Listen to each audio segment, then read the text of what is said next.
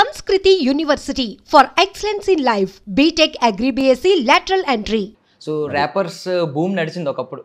Even ఆ ర్యాప్ని అంత ఆడియన్ అంత ఓన్ చేసుకోలేకపోయి ఉంటే మీకు కూడా కొంచెం అంత ఆదరణ దక్కేది కాదు. కరెక్ట్గా ఓన్ చేసుకున్నారు, మీ టాలెంట్ ఏంటో బయట షోకేస్ అయ్యింది, వెంటనే ఓన్ చేసుకున్నారు. నోయల్ ర్యాపర్ అనగానే నోయల్ ఆ టైంలో, తర్వాత యాక్టర్ అయ్యారు, ఈ రోజు ఈ స్టేజ్ దాకా వచ్చారు. సో ఇప్పుడు ఏమనిపిస్తుంది ఈ జనరేషన్ చూస్తుంటే, ఇంకా ర్యాపర్స్ ఇంకా కొత్త వాళ్ళు మీ కళ్ళ ఎదురుగుండా చిన్న చిన్న వాళ్ళు వస్తున్నారు, యూట్యూబ్లో కావచ్చు. దానికి ఇప్పుడు టాలెంట్ ఎవరికి ఎప్పుడు ఏ టైంలో హెల్ప్ అవుతుందో చెప్పలేము. లైక్ ఇప్పుడు హనుమాన్ కైండ్ అన్న ఒక అతను ఉన్నాడు, ఆయన ఇంటర్నేషనల్ లెవెల్కి వెళ్ళిపోయాడు, సాంగ్స్ పెద్ద హిట్స్ అవుతున్నాయి. సో అది కన్సిస్టెన్సీ డార్లింగ్. ఇప్పుడు నేను సినిమాలు అని చెప్పి నేను డైవర్ట్ అయ్యి ఇటు రాకపోతే ర్యాప్లో నా కెరియర్ కూడా బాగుండేది. కానీ నాకు యాక్టింగ్ అంటే చాలా ఇష్టం, చాలా ఇష్టం. అందుకనే నేను దాని మీద 100% ఫోకస్ చేయలేకపోయా. బట్ ఐ ఫీల్ గుడ్, ఎందుకంటే ర్యాప్ సీన్ ఇంత ఇవాల్వ్ అవ్వడం ఇక్కడ బెంగళూరులో బాగుంటుంది, బాంబేలో అయితే నెక్స్ట్ లెవెల్, క్రోర్స్లో ఛార్జ్ చేస్తున్నారు వాళ్ళు ఒక షో చేయడానికి. మన దగ్గర కూడా అది ఇవాల్వ్ అయితే చాలా బాగుంటుంది. ఎందుకు అవ్వదు బ్రో, తెలుగు వాళ్ళు కూడా అలా చేయాలి, మన వాళ్ళు కూడా అక్కడికి వెళ్ళాలి. ఇప్పుడు ఆస్కర్కి వెళ్ళినప్పుడు ఇండియన్ ఫిల్మ్ అని అన్నారు బ్రో, మన ర్యాప్లో కూడా ఇవాల్వ్ అవుతే అరే మన తెలుగు వాడని గర్వంగా చెప్పుకుంటాం. సో డెఫినెట్లీ నేను ఇంకా బ్యాక్ టు బ్యాక్ సాంగ్స్ అయితే 100% చేస్తాను. నేను అది కూడా పొట్టేల్ సినిమా ప్రమోషన్కి వెళ్ళినప్పుడు ప్రతి చోట నన్ను పాడమని అడుగుతుంటే I felt happy. As an actor నేను వెళ్ళినా వాళ్ళు నా మ్యూజిక్ అడుగుతున్నారు, మీరు పాట పాడండి అంటే ఐ ఫెల్ట్ సో హ్యాపీ.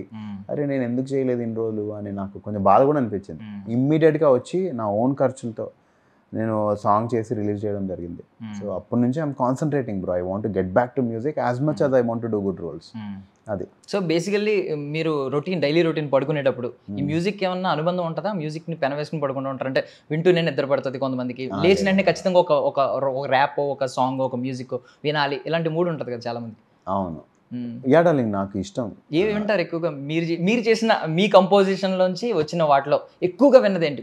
మీరే కొంచెం మెస్మరైజ్ అవుతూ ఉంటారు. ఇప్పుడు ఒక పాట మీద వర్క్ చేస్తున్నానంటే ఆ 2-3 నెలలు ఆ పాట రిలీజ్ అయ్యే వరకు బాగా వింటా. ఆ పాట రిలీజ్ అయిన తర్వాత మళ్ళీ అంత వినను. ఎందుకు తెలీదు డార్లింగ్, ఐ డోంట్ నో. ఎందుకంటే అంతవరకు ఏంటంటే దాని మీద ఏమైనా వర్క్ చేయొచ్చు, ఒక్కసారి వెళ్ళిపోయిందా ఇంకా మన చేతిలో ఏం లేదు. అందుకని ఇంకా దాని తర్వాత పెద్దగా వినను.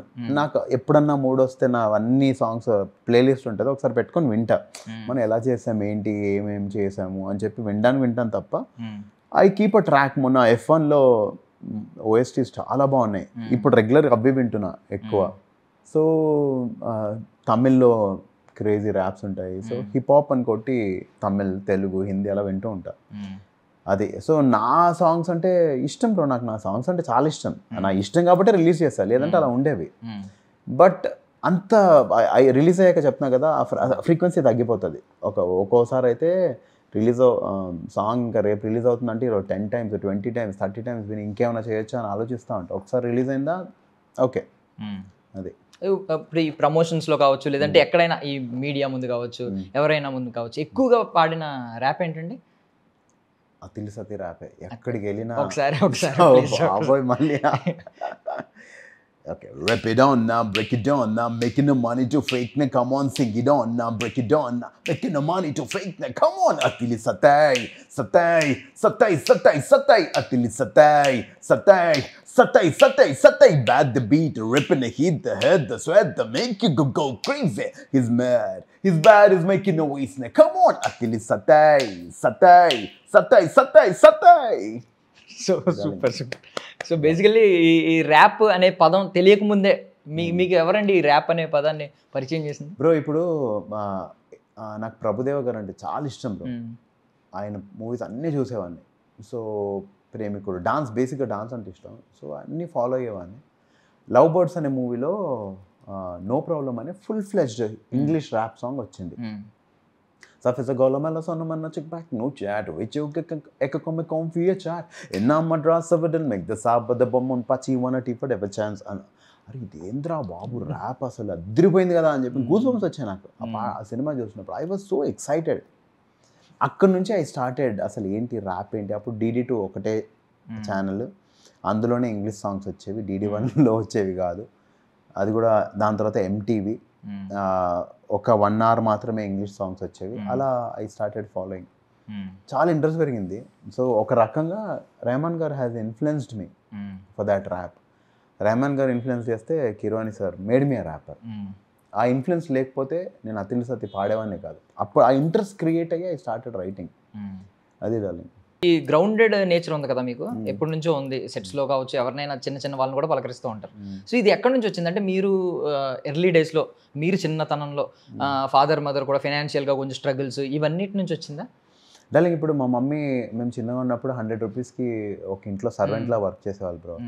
నేను వాళ్ళకి ఏమైనా సరుకులు కావాలంటే నాకు చిట్టి రాసిస్తే నేను వెళ్ళి తెచ్చేవాడిని. మా నాన్న ఫెన్సింగ్ పనులు చేశారు, ఆటో నడిపించారు, ఐరన్ షాప్ నడిపించారు, ఏ పని వస్తా చేశారు గవర్నమెంట్ జాబ్ వచ్చే వరకు. నేను మా నాన్న ఫెన్సింగ్ కూడా వేసాను. మా అక్క కూడా ఇంట్లో పని చేసేది. మా టీచర్ వాళ్ళ ఇంట్లోనే మా అక్క సర్వెంట్లా చేసేది, తను చదువు కంటిన్యూ చేయడానికి. మా అక్క చాలా బాగా చదువుతారు.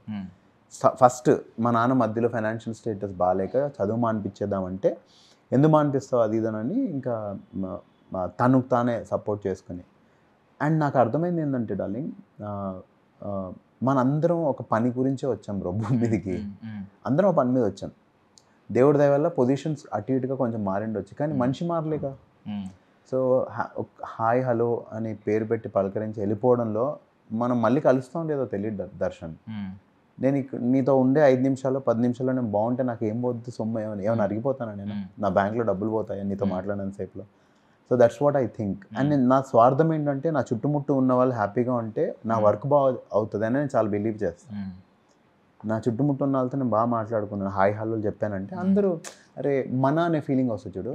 నేను హెబ్బాతో అన్నాను కదా, నాకు తనే ఆల్రెడీ తెలుసు అందుకే నాకు వర్క్ ఈజీ అయిపోయింది అని. Same thing. సో అక్వైంటెన్స్ వచ్చిందంటే మనకి ఈజీ అయిపోతుంది బ్రో వర్క్. సో ఇప్పుడు ఆల్మోస్ట్ 10 years అయిపోయింది. రేపు ఇంకొక 10 years అయిపోయిన తర్వాత కూడా మళ్ళీ రీ రిలీజ్ అనే కాన్సెప్ట్ వచ్చి కుమారి 21F మళ్ళీ రీ రిలీజ్ అవ్వచ్చు. మీకు ఏం గుర్తొస్తుంది ఫస్ట్ కుమారి 21F కన్నా? నాకు దేవుడు ఇంత ఎందుకు ప్రేమించాడని గుర్తొస్తుంది.